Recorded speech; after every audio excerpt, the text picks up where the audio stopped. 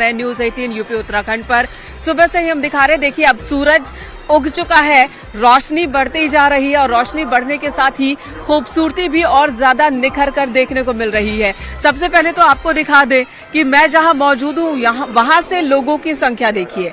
वहां से आप मेला में किसी भी क्षेत्र में चले जाइए, आपको ऐसे ही जनसैलाब देखने को मिलेगा। ऐसा लग रहा है कि समुद्र की लहरें हैं जो बढ़ती चली जा रही हैं और जैसे समुद्र का कोई अंत नहीं दिखता, वैसा ही इन लहरों का भी कोई अंत नहीं दिख रहा है। लोगों की जो कतार है उसकी अंतिम छोर आपको देखने को नहीं मिलेगी। पूरे कुंभ क्षेत्र में इसी तरह से लोग दिख रहे हैं, लेकिन इन सब के बीच जो आश्चर्य की बात है, इन सब के बीच जो राहत की बात है कि कहीं कोई अव्यवस्था नहीं है, गंदगी नहीं है, साफ सफाई हर तरफ है।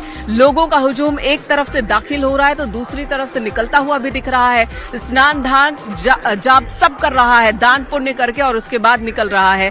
और सुबह से शुरू के 3 घंटे की बात की जाए ब्रह्म मुहूर्त में, तो 3 घंटे में ही 60 लाख से ज्यादा श्रद्धालुओं ने संगम में डुबकी लगाई है, प्रयागराज में डुबकी लगाई है पहले अमृत स्नान के दिन। और ये संख्या बढ़ती ही जा रही है और यकीन मानिए जैसे ही दिन खुलेगा और भी ज्यादा बड़ी तादाद में लोग आएंगे। पहले दिन के स्नान में पौष पूर्णिमा पर 1.5 करोड़ से ज्यादा लोगों ने स्नान किया था और आज जो अनुमान है वो 2 से 2.5 करोड़ तक का अनुमान लगाया जा रहा है कि इतने लोग, इतने श्रद्धालु आज स्नान करेंगे, जिसे लेकर मुकम्मल व्यवस्था की गई है। न्यूज 18 ने भी मेगा तैयारी की है, मेगा कवरेज की। हमारे सहयोगी अलग अलग क्षेत्र में मौजूद है जो वहां से तस्वीरें आप तक पहुंचा रहे हैं। और इस वक्त जो हम आपको तस्वीर दिखा रहे हैं, जो नजारे आप देख रहे हैं, ये प्रयागराज महाकुंभ के ही है। हमारे सहयोगी राजीव लगातार हमारे साथ मौजूद हैं। राजीव बताएंगे कि कैसे अखाड़ों का स्नान चल रहा है।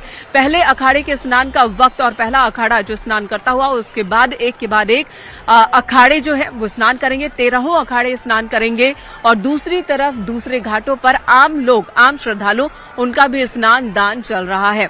राजीव आपके पास आती हूँ। हमारे साथ खास मेहमान भी जुड़ेंगे, आशुतोष जी, उनसे भी हम बहुत सारी जानकारी लेंगे। लेकिन आप ये बताएं कि वहां पर अभी क्या हो रहा है उस घाट पर और किस तरह की भव्यता देखने को मिल रही है। अब देखिए, मेन का पहले अखाड़े के बाद अब आप देख सकते हैं कि इस वक्त निरंजनी और आनंद अखाड़े के जो नागा हैं वो संगम पर पहुंच चुके हैं अमृत स्नान के लिए। आप देख सकते हैं कि इस वक्त निरंजनी और आनंद अखाड़े के जो पूज्य साधु संत हैं वो इस वक्त संगम तट पर पहुंच रहे हैं, एक के बाद एक। अब सबसे पहले जो नागा है साधु वो पहुंचे हैं और अब एक के बाद जो निरंजनी और आनंद अखाड़े के मंडलेश्वर हैं, वो सभी पूज्य संतों का जो रथ है वो अब से कुछ ही सेकंड्स के बाद आपको कैमरे में दिखाई देगा। उसके पहले आप देख सकते हैं कि ये वो सभी निरंजनी और आनंद अखाड़े के भक्त हैं, फॉलोअर हैं, जो इस वक्त संगम तट की ओर बढ़ते हुए नजर आ रहे हैं। जो भव्य और दिव्य काफिला है वो भी वहां से निकल चुका है पैंटूनपुर। और आप पूछ सकते हैं अमावस्या तो अशुभ तिथि होती है, तो ऐसा क्यों, मतलब कॉन्ट्रडिक्शंस लगता है।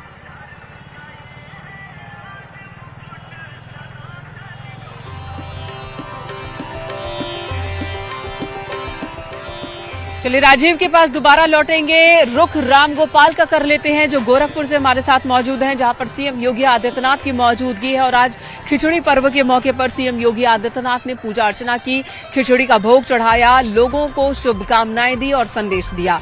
राम गोपाल, आपके पास आती हूँ। सीएम योगी के आज के कार्यक्रम क्या क्या हैं, किस तरह से हैं? बिल्कुल, मुख्यमंत्री योगी आदित्यनाथ आज दिन भर गोरखनाथ मंदिर में ही मौजूद रहेंगे और यहाँ पे जो है खिचड़ी का प्रसाद वितरित किया जाएगा, उसमें रहेंगे। लेकिन इस वक्त ये जो तस्वीरें दिखा रहा हूँ ये मेन मंदिर का प्रांगण है और आप देखिए यहाँ पे जो श्रद्धालु हैं वो अपने बारी का इंतजार कर रहे हैं। चूंकि जो क्राउड मैनेजमेंट है, लाखों की संख्या में श्रद्धालु यहाँ पे आए हुए हैं, लेकिन जो क्राउड मैनेजमेंट है उस मैनेजमेंट के तहत श्रद्धालुओं को 4 से 5 जगहों पर रोका जाता है और 100 की संख्या में छोड़ा जाता है। महिलाएं और पुरुष अलग अलग। मेन मंदिर में प्रवेश करने के बाद भी 3 जगहों पे रोका जाता है। जैसे अभी एक तस्वीर आपने देखी है, एक दूसरी तस्वीर ये देखिए कि यहाँ पे आपको सिर्फ दोनों तरफ, मेरे दोनों तरफ सिर्फ लोग ही लोग नजर आ रहे हैं। और ये लोग ना सिर्फ गोरखपुर पूर्वांचल बल्कि बिहार के कई जिलों से यहाँ पे खिचड़ी चढ़ाने के लिए आए हुए हैं, साथ ही नेपाल से यहाँ पे खिचड़ी चढ़ाने के लिए आए हुए हैं। और ये जो लाइन है, ये लाइन करीब 2 किलोमीटर लंबी इसी तरीके की लाइन गोरखनाथ मंदिर के बाहर से लगी हुई है। भाई साहब, कब से खिचड़ी आप लोग चढ़ा रहे हैं? कब से? अरे 5 बजे से आए हैं। 5 बजे से लाइन में लगे हुए हैं। कहाँ से आए हैं? तो राप्ती नगर से आए हैं। तो खिचड़ी कब से चढ़ाते हैं आप? हम लोग खिचड़ी तो 90 से चला रहे हैं हम तो। हैं? बचपन से हम लोग आते हैं। यहीं के रहने वाले हैं, बचपन से आते हैं। बचपन से आ रहे हैं आप लोग? जी जी। तो भीड़ ऐसे ही होती है हर बार? हैं? हर साल लाइन में लग के इंतजार करते हैं। पहली बार आए हो क्या खिचड़ी? हाँ, चढ़ाने? पहली बार है। दोस्तों के साथ खिचड़ी चढ़ाने? हाँ? भाई से आ रहा हूँ त्रिवेदी कानपुर। कानपुर से आए हैं? 50 लग जाते हैं कानपुर से। हाँ, 50 लोग आए हैं। हाँ कानपुर। बोलिए बाबा की जय हो। कहाँ से आए हैं आप? सजनवा से। तो ये देखिए, मतलब न सिर्फ पूर्वांचल उत्तर प्रदेश बल्कि अलग अलग कहाँ से हैं? राम जानकी नगर से हैं। कब से चढ़ाते हैं खिचड़ी? अरे बहुत दिनों से चढ़ाते हैं सर। एक बात है, ज्यादा महिलाओं का जो है तांता उधर से लगा हुआ है। कई किलोमीटर लंबी लाइन लगी हुई है। और ये जो है ये क्राउड मैनेजमेंट का एक सिस्टम है कि किस तरीके से लोगों को छोटे छोटे टुकड़ों में रोका जाता है और उसके बाद फिर उनको मंदिर की तरफ भेजा जाता है। और जब वो मंदिर में जाते हैं तो मंदिर में भी 2 जगहों पे रोका जाता है। चूंकि ये परंपरा यहाँ पे सदियों से चली आ रही है कि मकर संक्रांति के दिन भगवान गोरक्षनाथ को खिचड़ी चढ़ाई जाती है और खिचड़ी का दान किया जाता है। ये एक इकलौता ऐसा मंदिर है जहाँ पे भगवान को जो है खिचड़ी का दान किया जाता है। आप जाइए अन्य मंदिरों में देखिए कि वहाँ पे 56 भोग के भोग लगते हैं, प्रसाद करते हैं, लेकिन ये जो है ऐसा भगवान गोरक्षनाथ है। गरीबों के एक तरीके से जो पूर्वांचल की एक भौगोलिक स्थिति हुआ करती थी, उस तरीके से भगवान गोरक्षनाथ को यहाँ पे खिचड़ी का दान किया जाता है। और जो श्रद्धालु यहाँ पे खिचड़ी का दान कर रहे हैं। क्राउड मैनेजमेंट की अगर हम बात करें तो एक तरफ पुरुषों की लाइन तो दूसरी तरफ महिलाओं की लाइन लगी हुई है और महिलाएं भी लाइनों में लग के अपनी बारी का यहाँ पे इंतजार करती हैं। और वो जब उनका बैरक छूटता है तो फिर वो आगे जाती हैं और फिर जो है भगवान गोरक्षनाथ को खिचड़ी चढ़ाती हैं। जी बिल्कुल रामगोपाल, बड़ी संख्या में लोग पहुंचे हैं और ये सभी सिर्फ उत्तर प्रदेश के नहीं है बल्कि बिहार के हैं, दूसरे प्रदेशों से पहुंचे हैं गोरखनाथ के आशीर्वाद के लिए, खिचड़ी के प्रसाद के लिए। और मकर संक्रांति पर खिचड़ी के दान की परंपरा है, यानी कि खिचड़ी पकी हुई नहीं तो कम से कम खिचड़ी को बनाने में इस्तेमाल होने की सामग्री जो होती है वो दान करने की भी परंपरा है। इसके बारे में भी हम अपने मेहमानों से बातचीत करेंगे। इस वक्त हमारे साथ आशुतोष वार्ष्णेय जी मौजूद हैं, ज्योतिषाचार्य हैं। सुबह से बता रहे हैं कि ग्रह नक्षत्रों के हिसाब से क्या महत्व है मकर संक्रांति का, महाकुंभ का, प्रयागराज का, हमारे आचरण किस तरह से होने चाहिए। तो हमारे साथ एक और मेहमान जुड़ चुके हैं, डॉक्टर ब्रिजेंद्र मिश्रा जी हैं, वैदिक ज्योतिषाचार्य हैं। आपका भी बहुत बहुत स्वागत है न्यूज 18 पर। सर थोड़ा और पास आ जाइए, थोड़ा पास आ जाइए, ठीक है इतना। चलिए कुछ और सवालों के जवाब। अब बात हो रही थी कुंडली की। देखिए इंसानों की कुंडली तो होती है लेकिन महाकुंभ की भी कुंडली होती है और वो कुंडली तैयार करके लाए हैं ज्योतिषाचार्य जी, इसके बारे में बताइए। जी देखिए, कुंडली का मतलब है लग्न। कोई भी इवेंट होता है, कोई भी घटना होती है तो उस घटना से संबंधित जो ग्रह नक्षत्र होते हैं वो उसकी लग्न कुंडली पे आते हैं। तो जैसा कि देखा जाए जो हमारा महाकुंभ है इसका प्रारंभ पौष पूर्णिमा से हुआ है। तो पौष पूर्णिमा पे जो सूर्योदय की लग्न है, धनु लग्न में कुंभ का प्रवेश हुआ है, तो ये बहुत शुभ है क्योंकि देवगुरु बृहस्पति के कारण ही ये महाकुंभ का संयोग आया है। जो 12 साल में ये जो महाकुंभ है इसका कारण है देवगुरु बृहस्पति की चाल। अगर हम लोग जाने कि देवताओं का जो गुरु हैं वो बृहस्पति ग्रह हैं जो प्रत्येक राशि में 1 वर्ष रहते हैं। तो एक वर्ष जब राशियों का भ्रमण करते करते 12 साल में 1 चक्र पूर्ण करते हैं, यानी कि 12 साल में देवगुरु बृहस्पति 12 साल बाद वृष राशि में आए हैं। उस साल तीर्थराज प्रयागराज में महाकुंभ होता है और ये चक्र बृहस्पति देवता 12 बार पूर्ण कर चुके हैं, यानी कि इस बार 12 × 12 पूर्ण महाकुंभ है। तो 144 साल, 12 × 12 144 साल। तो बात करें जाए कुंडली की कि महाकुंभ की कुंडली का जो प्रवेश है, जो उसकी महाकुंभ की कुंडली की लग्न है वो धनु लग्न की कुंडली है।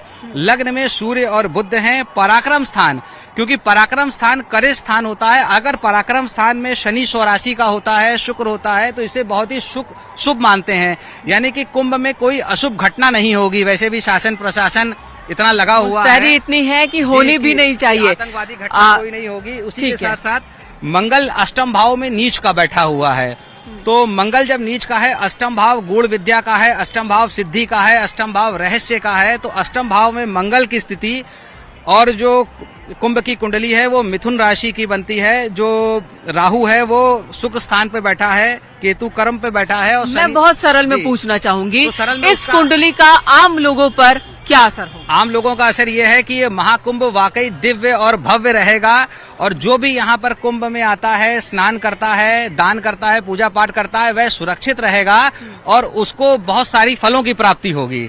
वैदिक ज्योतिषाचार्य जी भी हमारे साथ मौजूद हैं। बहुत बहुत स्वागत आपका एक बार फिर से।